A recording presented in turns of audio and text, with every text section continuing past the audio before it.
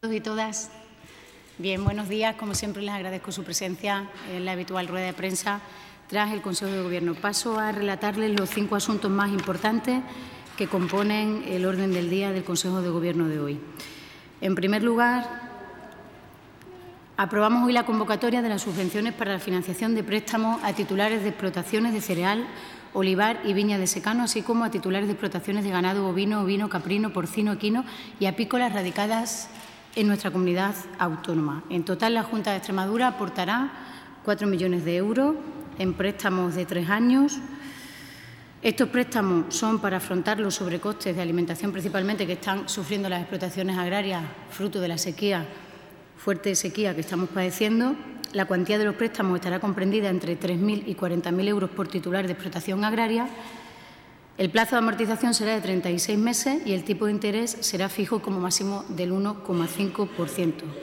Las solicitudes se presentarán en los 30 días hábiles siguientes a partir de su publicación en el Diario Oficial de Extremadura, a partir de la aprobación hoy en el Consejo de Gobierno de las subvenciones a la financiación de préstamos, como ya hemos venido anunciando cuando aprobamos sus bases reguladoras hace varias semanas. Esta medida de subvencionar los préstamos vienen a complementar otra serie de decisiones que ha tomado el Ejecutivo extremeño para intentar paliar, dentro de aquello que está en nuestras posibilidades y en nuestras competencias, los daños que esta fuerte sequía está provocando en el sector agrario en Extremadura. Se viene a sumar a la solicitud de adelanto de las indemnizaciones en las líneas de seguros de sequía de secano, que se han pagado ya más de 20 millones. Se viene a sumar al adelanto del pago de las ayudas de la PAC hasta el 70% en el año 17 y también a la modificación de la mejora, las ayudas a la mejora de las explotaciones agrarias, que, como saben, modificamos el decreto para que se pudieran realizar obras que vengan a paliar la fuerte sequía. Hoy aprobamos 4 millones de euros para financiar los préstamos a los titulares de las explotaciones agrarias en Extremadura. En segundo lugar, el Consejo de Gobierno ha analizado este martes los pronunciamientos previos sobre los anteproyectos de ley de reconocimiento de la Universidad Abierta Europa Extremadura y la Universidad Internacional Augusta Emérita, dos entidades privadas que pretenden ofertar formación online en nuestra comunidad autónoma. A mediados del año 2016, los promotores de ambas entidades registraron ante la Junta de Extremadura su solicitud para instalarse en nuestra región. Desde entonces se ha venido trabajando conforme a lo que dice la ley para atender estas dos solicitudes, habida cuenta de las competencias que sobre este asunto establece nuestro Estatuto de Autonomía en su artículo 10 y atendiendo también a lo establecido en la Ley Orgánica de Universidades, que establece el procedimiento para la implantación de estos centros en las comunidades autónomas. Recibida la solicitud, el Consejo de Gobierno de la Junta de Extremadura analizó el pasado mes de septiembre ambas iniciativas legislativas y en octubre se publicó en el Diario Oficial de Extremadura la apertura de plazos de información pública. Los textos normativos para el reconocimiento de ambas universidades online han estado, por tanto, expuestos en el portal de transparencia desde que en el mes de septiembre la Junta de Extremadura valorara y publicara en el DOE la apertura del plazo de información pública. Durante ese tiempo se han atendido las consideraciones tanto de la Conferencia de Política Universitaria Estatal como del Consejo Económico y Social. Terminado ese trámite, vuelve hoy al Consejo de Gobierno de la Junta de Extremadura, que ha analizado este martes los pronunciamientos, lo que significa que la Junta de Extremadura envía hoy sendos anteproyectos de ley al Consejo de Estado para que el Consejo de Estado emita un informe, emita un dictamen. Plazo que estimamos 2 o 3 meses. Cuando ese dictamen en 2 o 3 meses del Consejo de Estado vuelva a la mesa del Consejo de Gobierno de la Junta de Extremadura, será entonces cuando la Junta de Extremadura deberá emitir un pronunciamiento, una decisión respecto de la posible instalación de 2 universidades online en nuestra comunidad autónoma. Por tanto, lo que estamos haciendo hoy es continuar con la tramitación necesaria, conforme a lo que dice la ley, para atender la demanda, la petición de 2 entidades que en el año 16 presentaron una solicitud conforme a la ley a la Junta de Extremadura para iniciar la actividad de las 2 universidades online que pretenden instalarse en nuestra región. Continuando con los asuntos de educación y sin dejar el ámbito universitario, la apuesta del Ejecutivo extremeño por la universidad pública y por la Universidad de Extremadura es incuestionable. Y así lo ponen de manifiesto las acciones y las decisiones que llevamos tomadas en los 2 años y medio de legislatura. Un Gobierno, el de los socialistas de Guillermo Fernández Vara, que ha incrementado la financiación autonómica para la universidad pública en Extremadura en 2 años y medio en más de 14 millones de euros, concretamente en 14,2. Conscientes como somos del papel clave que desarrolla la Universidad de Extremadura en todo lo que tiene que ver con el desarrollo en cualquier ámbito de nuestra propia autonomía, de nuestra comunidad autónoma. Una inversión, la de 14,2 millones de euros, que se suma al impulso que este Ejecutivo está dando para la construcción de la futura y nueva Facultad de Medicina en el campus de Badajoz, que costará, sobre la que se invertirá más de 18 millones de euros. Y en el marco de colaboración con la Universidad de Extremadura, un marco de colaboración de diálogo y de comunicación permanente, y a petición de esta, el Consejo de Gobierno aprueba hoy 2 acuerdos para la creación de 2 institutos universitarios con integración plena en la organización de la Universidad de Extremadura. Se trata del Instituto Universitario de Investigación y Prospección Educativa y el Instituto Universitario de Biomarcadores de Patologías Moleculares. Se trata de centros especialmente oportunos si tenemos en cuenta la marcada atomización, dispersión y tendencia al aislamiento de los grupos de investigación en nuestra comunidad autónoma. Es más, idónea la creación de este centro, cuyo desarrollo es competencia de la Universidad de Extremadura, para fomentar la excelencia científica y también la cooperación entre diversas y distintas disciplinas.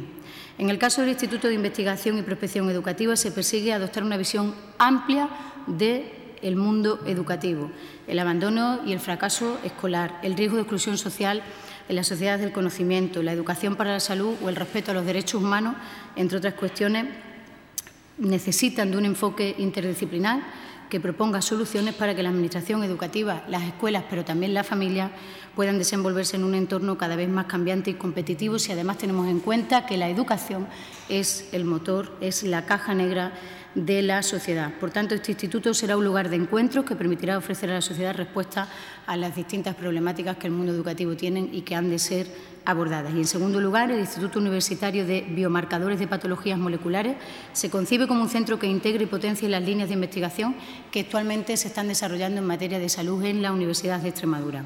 La Universidad de Extremadura cuenta con distintos departamentos como son el de Anatomía, Biología, Medicina Animal o Bioquímica, Biología, que integra docentes de diferentes áreas de conocimiento, y la creación de este centro viene a buscar integrar para garantizar que se aborde de manera adecuada los programas que tienen que ver con la investigación biomédica en estos momentos. Por tanto, nuestra apuesta clara por la universidad pública, como lo viene demostrando cada Consejo de Gobierno que se toman decisiones habladas, consensuadas, dialogadas con la Universidad de Extremadura, conscientes del papel importantísimo que tiene para el conjunto de la sociedad y el crecimiento y desarrollo de nuestra región. La Consejería de Sanidad y Política Social trae hoy al Consejo de Gobierno un nuevo decreto por el que se regulan las funciones, composición y régimen de funcionamiento de la Comisión de Seguimiento de Renta Básica Extremeña de Inserción de Extremadura, al amparo de la Ley 7/2016, Ley de Medidas Extraordinarias contra la Exclusión Social, que aprobamos nada más llegar al Gobierno y que tenemos que desarrollar. Por tanto, hoy aprobamos este decreto, esta comisión, que garantizará el principio de participación y seguimiento de las prestaciones de renta básica y que, además, contará con la participación de un representante de cada uno de los grupos parlamentarios con representación en la Asamblea de Extremadura. Este Gobierno lo hace en aras a la transparencia y en aras a que los grupos parlamentarios puedan tener conocimiento exacto de una prestación que en la pasada legislatura generó muchos titulares. Y en la pasada legislatura tuvo un gran oscurantismo por parte del Gobierno anterior, es decir, lo digo por las ruedas de prensa y las quejas que se dan respecto de la información o no que da este Gobierno a la Asamblea de Extremadura. De la renta básica, en la pasada legislatura no se daba ninguna. Y hoy no solo hay una ley que ha requerido del consenso y el diálogo con los grupos parlamentarios en la Asamblea de Extremadura, sino que estamos, al amparo de esa ley, desarrollando y poniendo en funcionamiento una comisión de seguimiento que tendrá una presidencia con el titular de la consejería competente En Política Social, una vicepresidencia ocupada por la Dirección General de Política Social, una secretaría que, como ocurre en todo este tipo de organismos, corresponde a un funcionario público de ese centro gestor, y 19 vocalías. Dentro de esas 19 vocalías estarán los agentes sociales y económicos, estarán los colegios profesionales de trabajadores sociales, educadores sociales, y estarán los grupos parlamentarios con representación en la Asamblea de Extremadura. Últimos datos de renta básica publicados en el portal de transparencia de la Junta de Extremadura. En la actualidad no existe ningún retraso en la tramitación de los expedientes de renta básica. Hasta ahora se han presentado 63.366 solicitudes, de las que 63.215 son expedientes resueltos y 94 están pendientes de informe social y documentación y valoración. De ellas, 32.338 tienen resolución favorable y están pagadas o pagándose. 650 están propuestas para el trámite de fiscalización y las no favorables son 26.538. Por tanto, absoluta transparencia en la información de los datos de una prestación que se ha regulado mejor por ley y que se tramita con absoluta normalidad y respecto de la que no hay ningún conflicto, como sí lo hubo de manera reiterada en la pasada legislatura. Y, en último lugar, les dije que eran 5 los asuntos más relevantes que componían hoy el orden del día del Consejo de Gobierno. En aras a garantizar la protección y salvaguardar el patrimonio cultural de nuestra comunidad autónoma, el Consejo de Gobierno aprueba hoy la declaración como bien de interés cultural del yacimiento Los Cercos, antigua ciudad rumana, ubicada en la localidad pacense de Medina de las Torres. Y con esta quinta y última cuestión me someto a las preguntas que quieran realizar.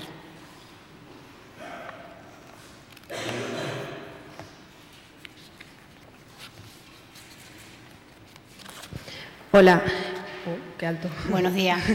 Con respecto al pronunciamiento sobre las universidades privadas, quería saber si una vez que ya se tenga el informe del Consejo de Estado y vuelvan al Consejo de Gobierno, ¿se remiten a la Asamblea o ya quedaría aprobado? Se remiten a la Asamblea si el Consejo de Gobierno emite una posición favorable.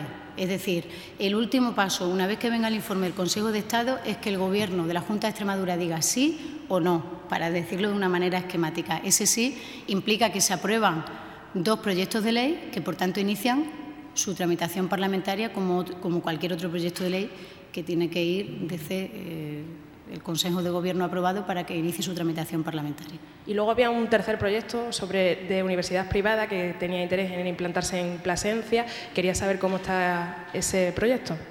No tenemos ninguna novedad a ese respecto, ninguna solicitud, porque la Junta de Extremadura decía, esto es como lo de la mina, que decía el otro día, y lo decía muy bien el consejero Navarro en la tribuna del Parlamento. La Junta de Extremadura no puede dar carpetazo ni dar portazo a cualquier iniciativa del índole que sea, que venga conforme al marco legislativo en el que se pueda amparar para tramitarse.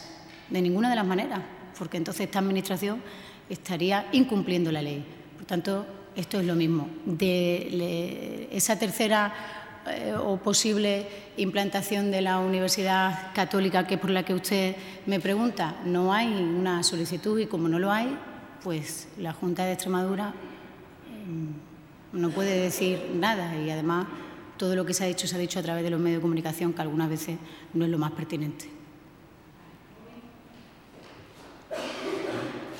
Sí, buenos días. Yo quería preguntarle sobre otra cuestión. Ayer el Tribunal de Cuentas advirtió de que el crecimiento del gasto sanitario será insostenible a largo plazo de seguir así, y hizo especial referencia al sistema extremeño de salud por su proceso de concertaciones, que dijo que no se sometían ni a conciertos ni a contratos. Lo que alertaba ayer el Tribunal de Cuentas corresponde a los datos del año 2015, que fue el año, a mitad de año, cuando esta Junta de Extremadura, presidida por Guillermo Fernández Vara, empezó a tomar decisiones, y desde entonces hemos puesto en marcha muchos mecanismos de eficiencia y de reducción del gasto, como las compras centralizadas, el uso de biosimilares, que han supuesto un ahorro importante, el confirming y todas las decisiones que hemos venido tomando a lo largo de estos 2 años que le hemos dado cuenta a los ciudadanos a través de ustedes, los medios de comunicación, y que nos llevan a dibujar otra fotografía en Extremadura que no es la del verano del 2015, que es a la que hace referencia este informe del Tribunal de Cuentas. Cuando venimos aquí y decimos de manera reiterada que Extremadura vuelve a cumplir con el pago de plazo a proveedores, con el plazo de pago a proveedores, estamos hablando de la gestión que hacemos también del Servicio Extremeño de Salud. Por tanto, el respeto, como siempre, a todos los informes, pero la aclaración que corresponde a los datos del año 2015 y que este Gobierno, desde entonces hasta ahora, ha venido tomando medidas para mejorar el gasto y la reducción del gasto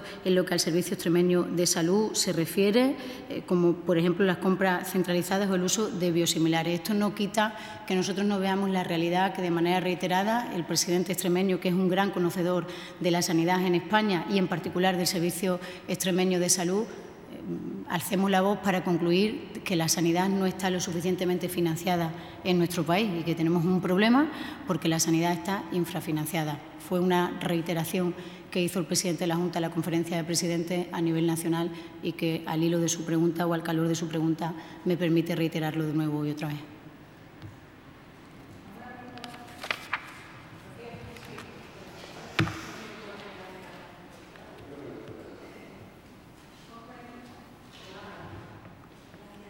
Buenos días. Buenos días. Disculpad por la tos porque no puedo parar. Bueno, es tiempo de eso, no te preocupes, tranquila.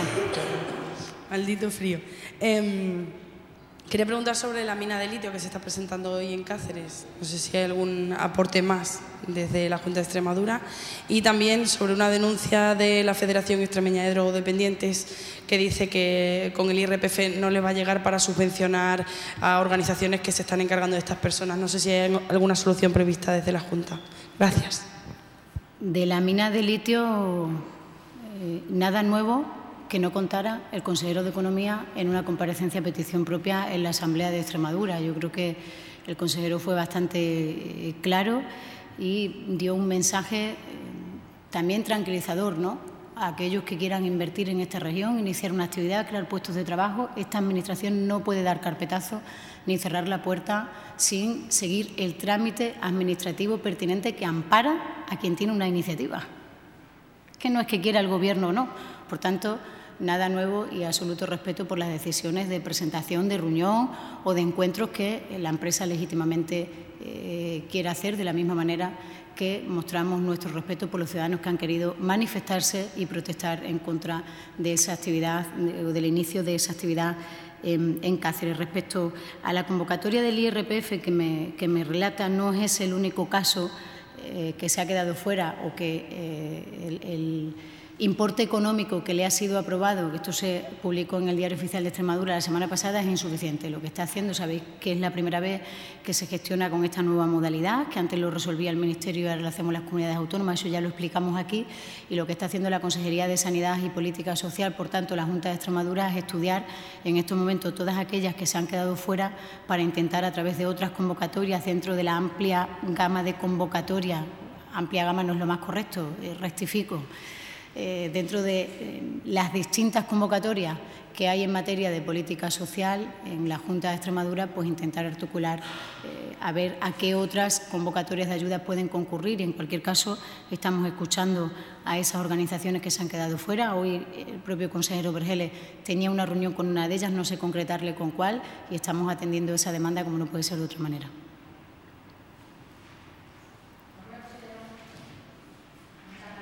Gracias.